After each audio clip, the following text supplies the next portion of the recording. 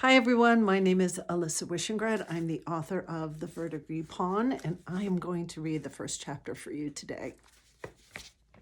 Chapter 1, A Game of Fist. There was a long list of things Beau should be doing. He should be studying, preparing for the day's lesson. He should be getting dressed, not lounging around in his shirt sleeves. He should be trying to make himself into the kind of heir his father demanded him to be. But all Beau was doing was the one thing he absolutely shouldn't be. He was trying to win at a game of fist. He'd already lost 3 matches to himself, but the second peg on the candle clock hadn't burned down yet. He just might have enough time to finish this match. Beau rotated the fist board, so he was now playing the challenger's side, trying to remember what Fledge had taught him. When the stable master had explained the rules, it sounded so logical. Either the king gained control over the Verdigris pawn, or the pawn unseated the king. A simple enough premise.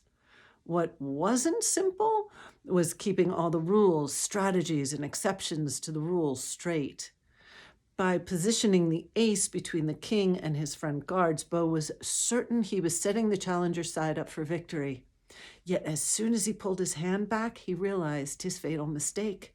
The move had left his mage completely exposed to the king's yellow guards. Game over. I will never win, Beau groaned as he toppled the board in frustration.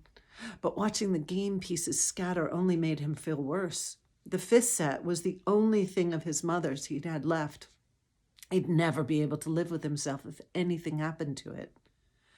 He'd just retrieved the king and almost all of the yellow guards from under the side table when he heard the telltale shush and pop of the key at work on the door to his apartments. Mags was early.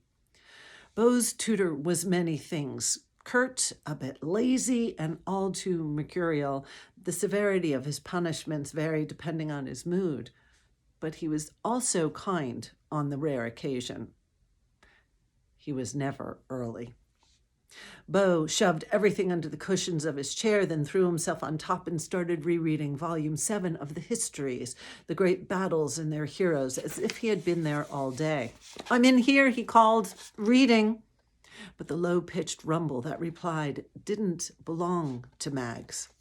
"By the goodness of himself," Barger, the manor's chamberlain, proclaimed as he entered the sitting room. "Stand and await his arrival." Beau's limbs went cold. An unplanned visit from his father himself was completely out of the ordinary. Beau wasn't scheduled to have an audience with him for several days.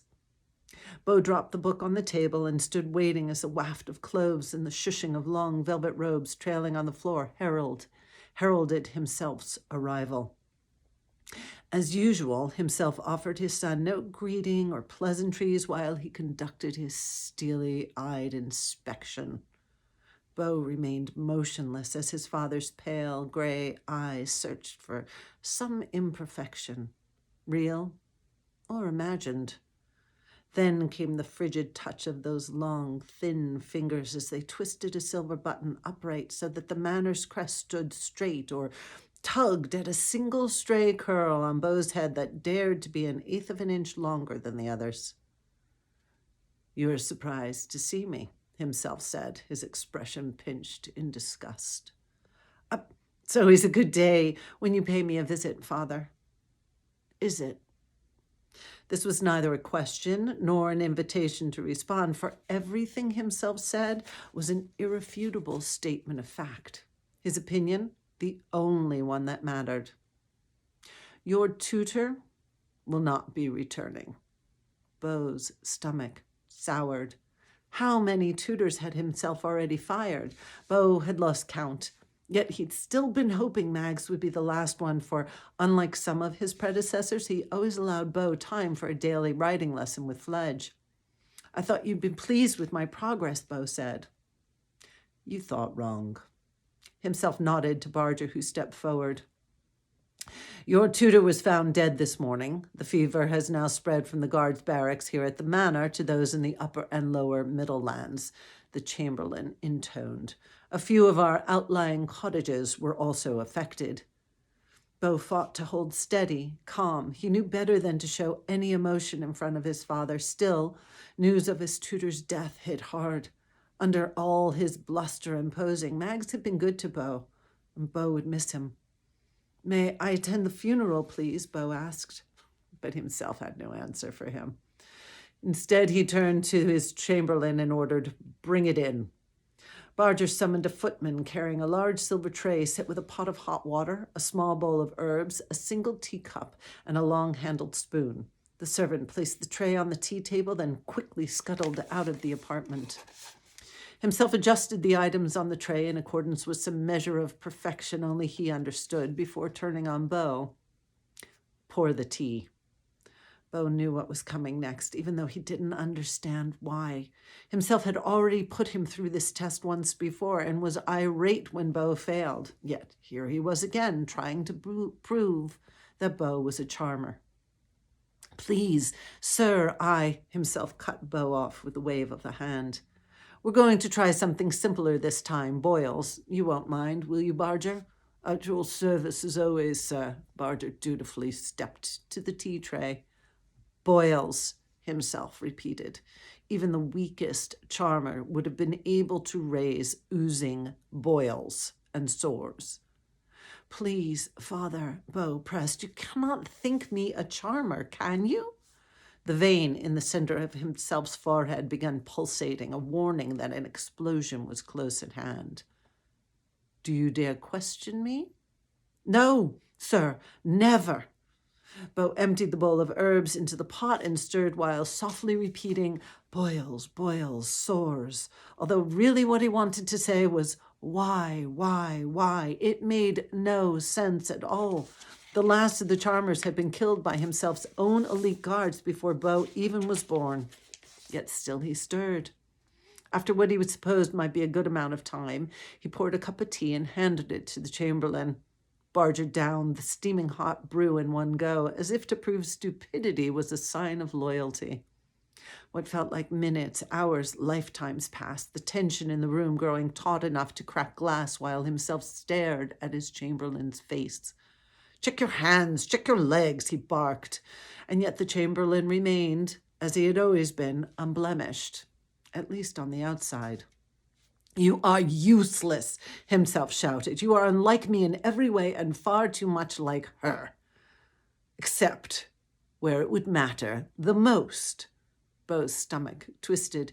He knew so little about his mother except his likeness to her enraged his father. The only times himself ever mentioned her was when he was berating Beau for not being strong enough, hard enough. "It should be you. It would be easier if it were you. At least if you were a charmer, then it could stop the floods and blights from cursing us, end this fever, and quell the rumblings of revolution, unless—" Himself pulled Beau so close all he could see were the spindles of gray and yellow coloring his father's eyes. "Unless you think you're clever enough to hide your powers from me?" I could never do that, sir." "That's true. You're not clever enough to deceive anyone. But if it's not you, then who? I was fooled once. I will never let another charmer threaten our rule again." Himself kicked the table, sending the tea service clattering to the floor. His father's anger was nothing new to Beau. It was a weight that he was accustomed to carrying. He could withstand a season without any outside privileges or being made to recite a chapter from all 7 volumes of the histories by heart. He'd done it before, and no doubt he would do it again. What he'd never done was doubt that himself was always right. Until now. "Perhaps it's not a charmer," Beau ventured. "After all, volume says that there have been none since the war." He cleared his throat and stood a little taller and began to recite a chapter from the histories, but himself stopped pacing to glare at Beau, long enough, his gaze hard enough to burn through to bone. And yet there was also the tiniest flinch, a tell of something else boiling under the surface. But himself said nothing to his son, turning instead to Barger, who had just finished picking up the scattered tea things off the floor. Prepare for my departure. There's only one way to reinforce our guards if we are to keep peace in the land and extinguish any thoughts of rebellion." "Of course, sir." Barger bowed deeply. "In which direction will you be riding out?" "To the north." To the north? To see Torin? Beau's blood fairly began fizzing at the thought of traveling that far away. The farthest afield he'd ever been was Top End. He'd long dreamt of seeing what lay beyond the manor, what wonders existed out past the borders of the land. Hoping, wishing this might at long last be his chance to go somewhere, anywhere, Beau bowed to his father. "May I accompany you? Please, sir, it would be my honor to assist you." "What assistance could you possibly offer?" Himself scoffed. "No, you most certainly will not accompany me. In fact," Himself grabbed volume 7 of the histories and threw it into the fire, causing the flames to spark and flare. "Enough reading and dreaming. Upon my return in 5 days' time, I will train you in the arts of war myself, make you into someone deserving of the blood in your veins, a worthy successor, no matter what it takes. Until then, you will remain in the manor with Barger overseeing your safety." Beau felt as if he surely would combust right there with the pages of his book. Although Himself had made similar threats in the past, he'd always lose interest in his son and hire a new tutor. But being left in the Chamberlain's care was different. The last time Himself put Barger in charge, he'd locked Beau in his apartments, depriving him of all lessons, fresh air, and even the necessity of having his chamber pots emptied. When Beau subsequently told his father how Barger had treated him, he'd been punished for lying. The dangers of disputing his father's orders were plentiful, but there was one more penalty piled on the ever-growing... What was one more penalty piled on the ever-growing mountain of trouble Beau lived atop? "Please, sir, that isn't necessary. I wouldn't want to take Barger away from his important work. Mag's mapped out my studies well into next season. I can work alone." "I decide what is necessary. You do as instructed." And with that, Himself gathered his cloak and headed out the door. Barger moved to follow his master out, but stopped in front of Beau.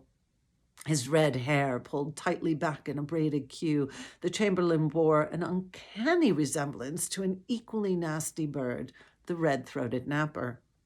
Just as nappers were known to swoop in and destroy the nests of other birds, Barger was always eager to shatter Beau's world. With a smirk blooming on his face, the Chamberlain opened his hand to reveal a flash of that unmistakable brilliant blue-green color. He then tucked it into his pocket and sauntered out of Beau's apartments. The Verdigris Pawn. Beau thought he'd stuffed that vibrant green game piece into the chair cushions with the rest of the fist set. Yet there it was in Barger's possession, an asset waiting to be leveraged against him. Beau collapsed into his chairs, his insides twisting and turning like a spring maelstrom. The charge for playing Fist, a game about strategizing to overthrow the king, was nothing short of treason.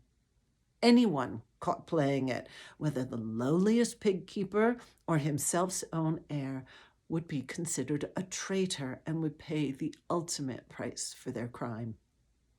If this were a game of Fist, Beau would try to counter Barger's move by activating his mage, the one piece that can effectively shelter the pawn from capture.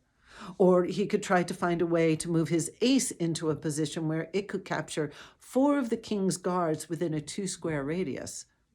But Beau had neither a sorcerer nor a champion to help protect him in real life. He didn't even have any friends aside from Fledge. It would be too easy for Barger to figure out who'd been teaching Beau the game. He had to warn him. Beau cast off any worries for his own self and threw on his favorite riding coat, the one with dangling buttons and holes teasing at the elbows. Himself might have confined Beau to the manor, but technically, the riding stables were part of the manor. He wasn't exactly breaking the rules. He was simply expanding their definition. That's the end of chapter 1. If you enjoyed that, you can pick up a copy of the Verdigris Pawn, which is now available in paperback wherever books are sold. And I hope you enjoy.